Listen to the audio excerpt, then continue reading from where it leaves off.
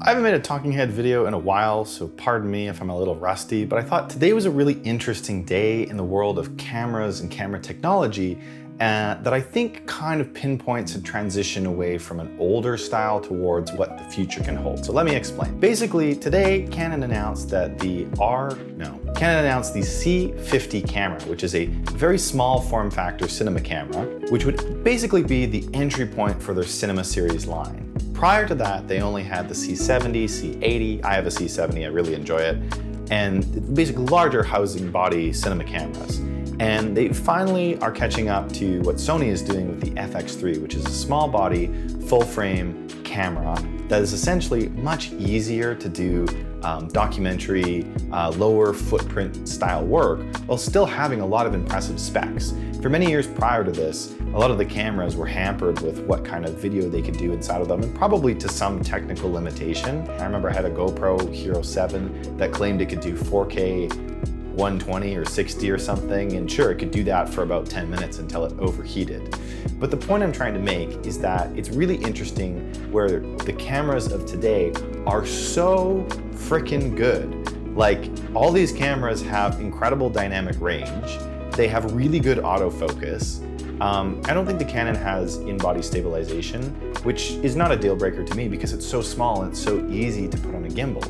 And it kind of got me thinking, the other camera that came out today that's quite interesting is the iPhone 17 Pro, which can shoot 12-bit raw video into a SSD external drive, which is awesome. Now, I haven't personally used one of these newer iPhones which can shoot log already. For those of you that don't know, log is basically like an uncompressed, or no, it's not totally uncompressed, but it's a flatter profile. It allows you to get more dynamic range in the image that you're shooting. Basically better image quality. And the images look really nice, like comparable to other cinema cameras.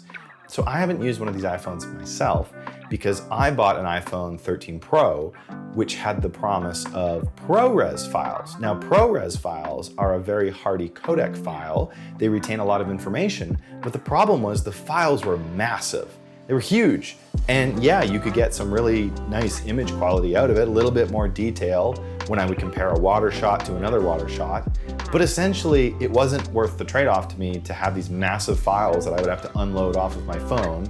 You know, I bought a 256 gigabyte phone, and essentially it's telling me that you have 4 minutes or 10 minutes of video. God forbid you shot 4K, it was like you had 0 time left on your phone.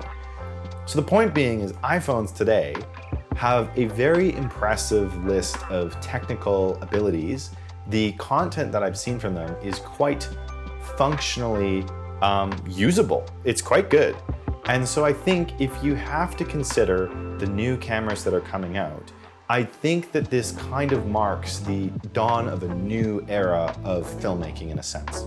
One of the things that stood out to me between both launches, the C50 and the iPhone 17 Pro, was that they both essentially had a form of open gate sensor, which meant that they could film with the entire width of the sensor horizontally in a full square, so that you can essentially take a horizontal and a vertical image at the same time. Now, to me as a cinematographer, I always find this incredibly frustrating because when you're composing an image, you want to be intentional about what you're putting into that frame, right? If you're a painter and you're painting a landscape canvas and you paint a beautiful mountain scene, you don't generally add extra sky or extra space to just fill in the rest of the scene. So I think that, you know, it is a very handy thing if you're doing social media, if you're working with clients where you're trying to shoot for dual purposes. But I also think that you can't forget about the intention of what you're trying to shoot and the story that you're trying to tell to connect with the audience.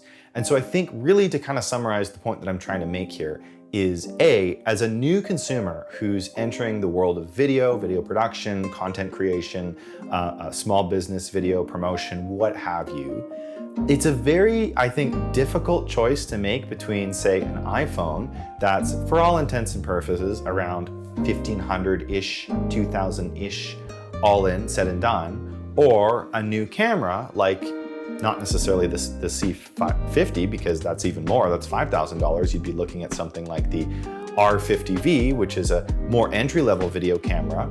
And I've played with one. I'm gonna have some impressions coming out later in another video. I actually really enjoyed it. It was a really fun camera to work with, and it made creating content quite easy. But again, value for your dollar, having it all built into one device like the iPhone versus the R50V, which you still need to buy accessories and lenses, and the iPhone has a lot of computational prowess that adds to the image more than essentially the manual version of what you're doing through the R50V, meaning you're going to be editing it and touching it by hand and color grading it by hand, so more flexibility, but more work for you to essentially do. So again, the first point is, as the consumer, two interesting options of what you think your dollar could go towards, and I'm interested to hear what people are using and interested.